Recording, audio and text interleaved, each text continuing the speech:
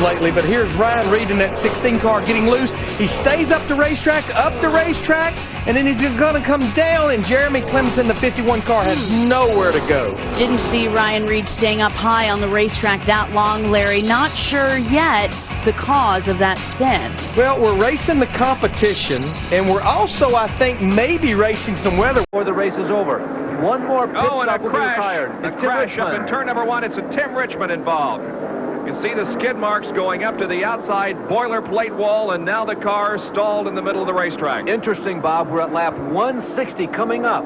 Now everybody's going to check their charts very carefully. What happened up there? You can see the car just now making contact with the outside wall and then stopping in the middle of the racetrack. Yeah, no way of telling what happened. We picked it up just at the end of it, but Timmy staying in the race car, making sure that everything is okay, waiting for the emergency crews. Stopped at this point and should have what they need to go the distance. So this will be an interesting situation. Whoa, wait a minute. It is Alan Kulwicki who has crashed off the tunnel turn. Kulwicki, a frustrating afternoon, has smacked the wall between turn 2 and turn 3. Heading toward the tunnel turn right here. Phil, if you see any indication of what caused this, chime right in. Lone tire. Lone tire. You saw the rubber? Left rear, it looked like. Boy, what a break for Kyle. And how he missed him, I don't have any idea. Hard crash just out of the tunnel turn involving Sterling Marlin. He hit the wall very, very hard on the 156th lap. He's moving around inside the cockpit. Now, watch how this whole thing was set up. We have been watching this battle between 4 or 5 cars, and Earnhardt finally got on the inside of Sterling Marlin as Marlin's car kicked out a little bit, so he made the pass. Here comes Harry Gant down on the inside of Bobby Hillen to get by him, and then he jumps on the inside of Sterling Marlin as well, and then Marlin comes down and into Gant. They touch, and around Sterling Marlin goes. Hard impact with the wall. Here it is from another angle. See Gant and Marlin touch. Almost identical to the spin we saw a moment ago with Dale Jarrett and Sterling Marlin. Now one other car was involved in that. Rick Wilson spun and hit the inside retaining wall. There he is. Episode. Here you see it. Apparently triggered by a Jarrett cut tire. He forced Jimmy Spencer into the wall, totally inadvertently, of course. Jarrett cut the wheel, but there was no place to go. And here is LaJoie smacking in, and not really that hard to hit. I would speculate that LaJoie, too, is okay. He didn't hit anything that hard. He hit a glancing blow off both cars, but Winston Cup cars, as we've heard repeatedly, are the safest race cars anywhere. Earnhardt Jr. had been loose before that pit stop after the altercation on pit road in which he came together with Brett Bodine. Trouble over the tunnel. On the racetrack. Over the tunnel. Lots of cars everywhere. Big wreck. Brett Bodine, Jason Leffler, Steve Hart. That's what happens over that tunnel. Matt Kenseth, John Andretti, damage. Ward Burton's the car stopped in the middle of the race.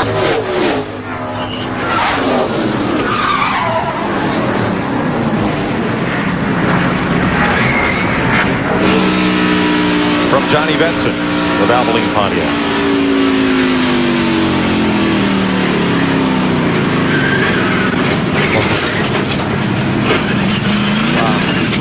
With that much smoke, spotter way up on the front straightaway can't do you a whole lot of good. No, I can't tell you what the feel. You know, I've said through the years, I feel like the tunnel turn at Pocono is one of the most dangerous turns in racing because you're down that straightaway at 190 miles an hour. That's a 90-degree turn. It's blind when you come around there, and if something happens, you don't have anywhere to go. Again, this time, Dale Jarrett has climbed from his car okay after a fiery crash in turn 1. We're under the second caution of the day. And he'd just come out of the pits. He'd made a great pit stop. He was up to like 6th place. And well, the car just was looking really good. He'll ride with him here. That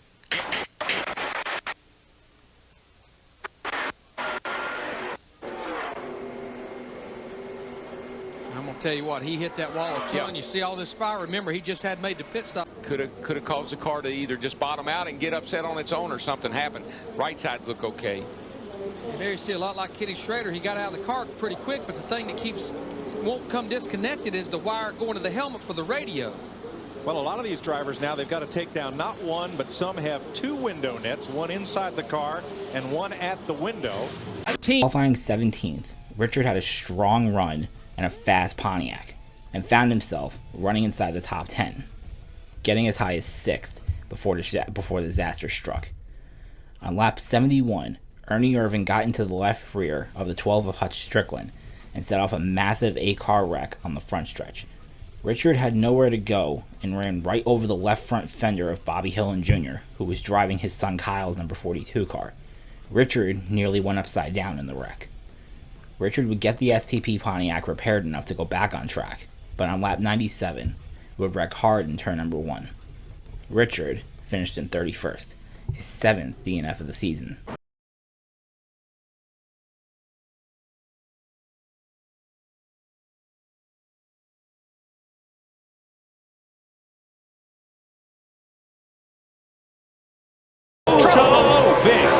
Casey Kane gets turned around. Greg Biffle involved. Mark Martin is there. No caution has come out. They're going to let him race back as Gurdy piles in, and now the caution. 6. You knew that was going to be big when you saw the 9 coming back across the racetrack. Okay, here's what happened final lap. Casey, and Allmendinger put a big block on him, and that's what it was. He put a and man, once you get that grass, you're done. Yeah. Wow, that was a hit, man. Wow. That was a hit. That was a hard hit. The 16 and the 5 just drove into the side of the 9, had no place to go. The Mark Martin and Biffle took the hard hits right there. And then you see 24 come into it. 26. Yeah. Take another look here. Watch. You see Casey Kane, the Budweiser car. He's going to make a run, and Allmendinger is going to take him all the way to the grass on the block. Yeah, and I think Allmendinger, I think AJ felt like, okay, I'm this far down. He's not going to be there now. I mean, right in front of Mark Martin and Biffle. Who's that? Is that Truex in there too? Yeah, Truex is in there. Yeah. Here's a 39 that we saw come off of turn 3, just in the gas. Oh, Ambrose hit the inside guardrail a ton. Straight away for turn number 2. Earnhardt has the 3rd position. Morgan Shepherd is on the inside trying to get one of his laps back. Earnhardt's glued onto his bumper. They head up over the tunnel alongside Waltrip. That is Morgan Shepherd, and they'll go into. Oh, Shepherd is loose. Earnhardt tags him, and Shepherd goes into the wall. Benny Parsons spins to the infield, and Shepherd took at least one car with him. Neil Bonnet's car goes up on its left side, along with Bobby Hillin. And quickly, we're back under caution for a grinding incident coming out of turn number 2. 6 cars in all were in it. I believe Harry Gant was the car.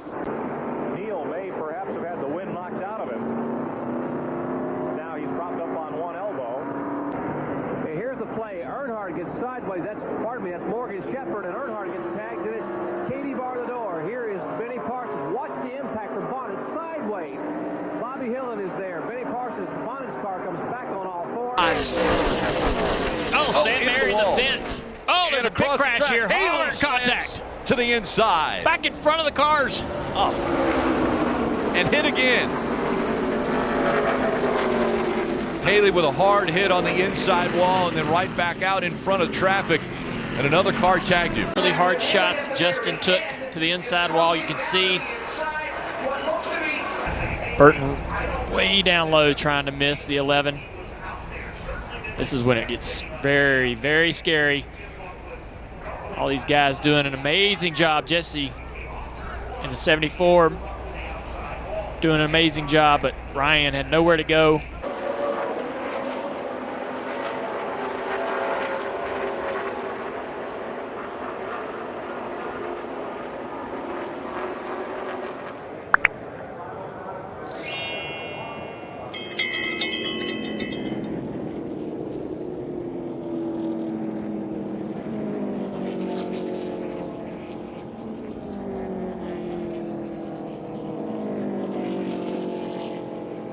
And Jeff Gordon lost his brakes. Although there is not a great camera angle of the initial trouble he had, it seems like he made a hard left, much like Jimmy Johnson did back in 2017, but Gordon's car went all the way around and slammed into the driver's side door. Is okay, climbed out of his car unhurt, and I tell you that first because when you see the video, you'll wonder how. Gets around right there going down into turn 1. Could be a nut. Oh my goodness. Upside down, your over. internet corner at almost 200 miles per hour. That had to be quite a ride right there.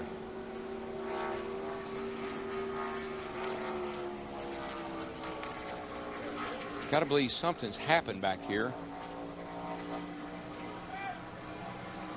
My goodness, boy, does that not tell you how fast you're going? Wow. Jimmy Johnson slams the wall in Pocono. Brake fail.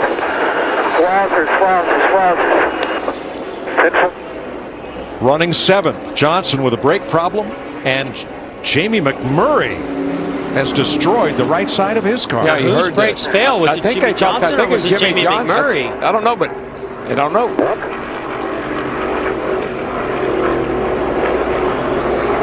That's a hard hit. And they had to stop their ride. It was raining so hard. And now look at this.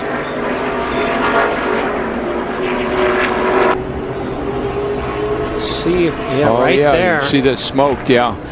Actually, the right rear. It looked like fire in the right rear. It did look like a failure in the right rear. He turns left trying to get away from that wall. Heavy impact. The right side. That'll take the wind out of you. They do. Dick Trickle, 32nd. Trouble in turn number 2. Dave Marcus slams head on into the outside retaining wall. Cartwheeling, kept it on all 4 wheels, but he was airborne a good 4 feet in the air at one juncture. He tangled with another car, racing through the tri-oval, went head on into the outside retaining wall. Dave has crashed very hard over in turn number 2. Car bounced off the wall. Of Daniel Suarez, some 15 or 20 car lengths of Suarez having a career day in that second spot. Another 10 or 12. Trouble in turn 2 off the racetrack and pounding the wall is Bubba Wallace. I believe he exploded, either a tire or a brake. Went down through the infield at the entrance of turn number 1 and has absolutely massacred the outside wall in turn number 1. We await to see some movement. He has climbed from the car and obviously quite shaken. Now he sits down on the asphalt, leaning against the car. The safety personnel are there, but he did climb out of the race car, so apparently nothing too severe there for Bubba Wallace. Yeah, kind of pushed a safety worker away gently, like, okay, just take your hands off me for a minute. Other team on the circuit can say that. And Harold Kinder holds up the full hand. 5 laps to go. Trouble in turn 1. That's Buddy Arrington's car from Martinsville, Virginia, that pirouettes to a stop down in turn 1. Arrington spins the wheels, gets it going again. Gets up on the racetrack. Morgan Shepherd piles into Arrington. Harry Gant's car just obliterates the left side of Arrington's machine. It looked like Jeff Bodine may have gotten a piece of that as well as Morgan Shepherd went by. And the Mangle Race Hill Farms Buick now, Morgan Shepherd sits on the outside of the track. Heavy damage on that car. Both the front and rear end are shoved in. Morgan Shepherd will not collect that next $200 bonus from Jack Beebe this afternoon. They had hoped to run at Michigan is apparently total. And they have gotten Harry Gant out of the mangled car. His knees are a little bit wobbly. He's walking toward the safety vehicles as they are assisting Harry Gant. That violent crash that in turn 1. Gant will have a ride to the infield care center to be checked out. There's Buddy Arrington climbing in on his own power.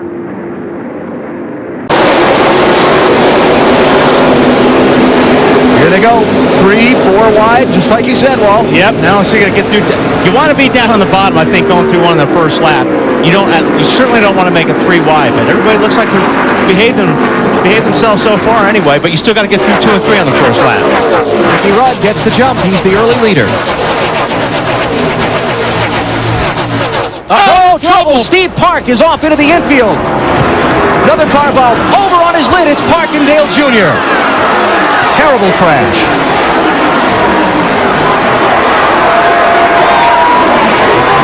Man, Steve Park's car just turned dead left when he came off turn 2. Junior's running to see his teammate and see if he's okay. Getting off into that wet grass wasn't going to do anything to slow those cars down. What happens is you slide up the racetrack and you can hit somebody in their left rear as you slide up the racetrack with your right front. And that's almost what it looked like. That one car just turned dead sideways. Well, what a great shot that is. Teammates walking away from a crash like that, arm in arm. One of them, the right rear, just a little bit. Trouble in turn one. One car hits the wall hard. Chuck, Val, and Sterling Marlin get together. Val backs into the wall. Sterling T-boned him coming into the turn. A hard hit here in the corner in turn one. Caution is on the speedway. It comes out at lap number 56. Both cars out against the wall down in turn number one. Let's go back to Joe Moore. Coming into the corner, they were side by side. Bound looked to get a little bit loose coming into the turn, and Marlin just kind of drifted right up into him. Bound hit the outside wall about halfway through this turn quite hard.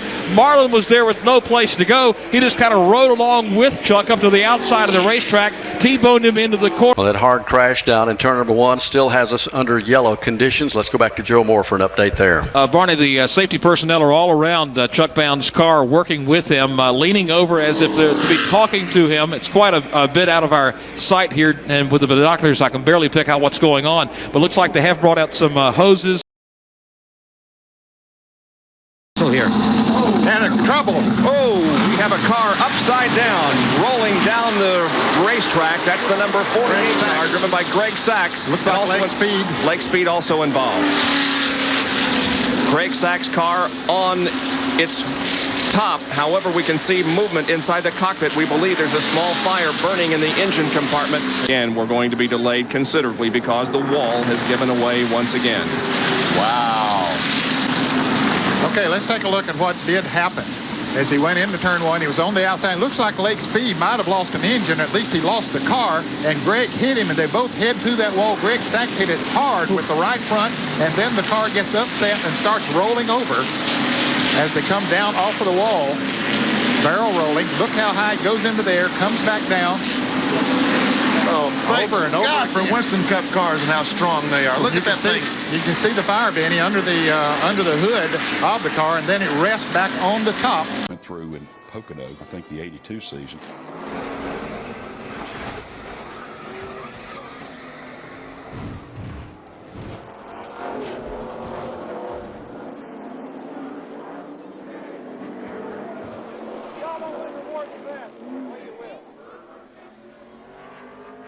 The car was simply demolished. He walked out of that wreck with a limp, and there was much speculation that he might have been hurt.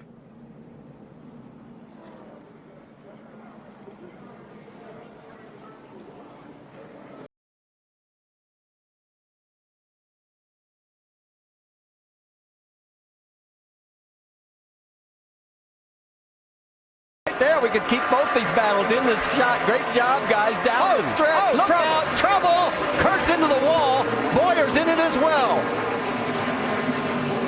And Kurt's getting the worst of it. It's like a little bump drafting going on right there. We're trying to gain the advantage. Looks like the 48 got into the back of him a little bit. Boy, he almost came back out onto the track right there, and there is the view as Kurt takes the wheel off.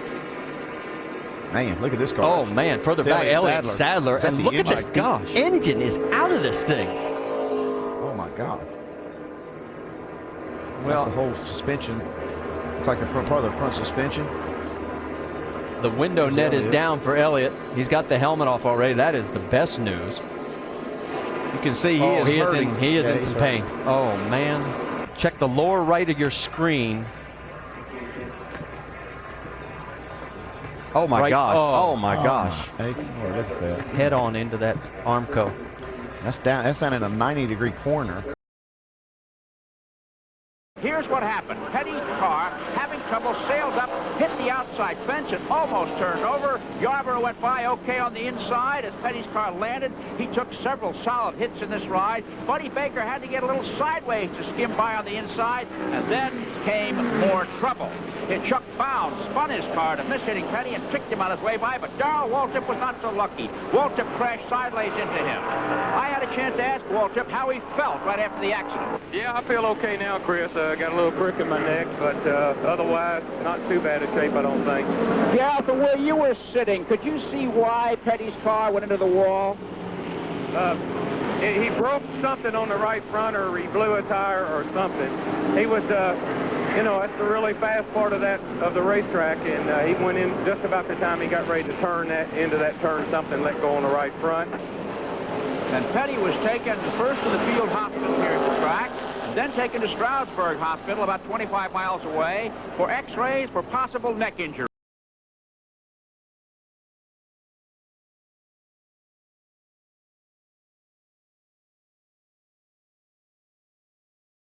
out of Derek Cope, trying to get by him, and meanwhile, Darrell Walter right on the back bumper of Davey.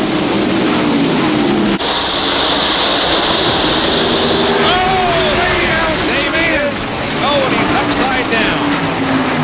Into the guardrail, side over side, end over end, and Davey Allison has experienced a horrifying crash.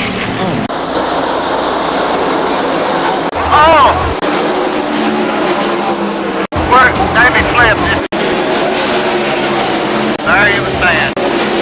To the nearest medical facility for further attention, and the word we had was that Davey was conscious. We have no other information than that. Cage looks good.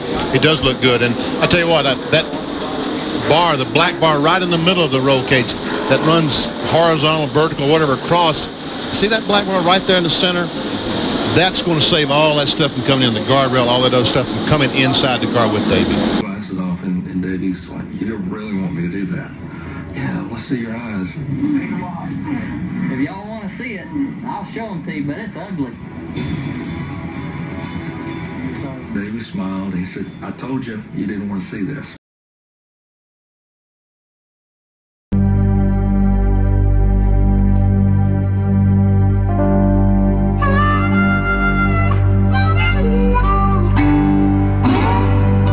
I don't remember anything about the 1988 Daytona 500.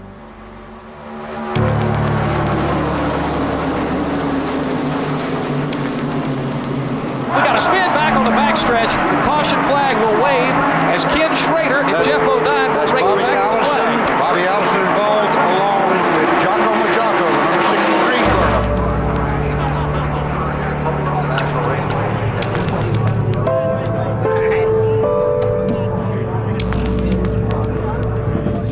A mangled car. A siren's call. Bobby's life hanging in the balance.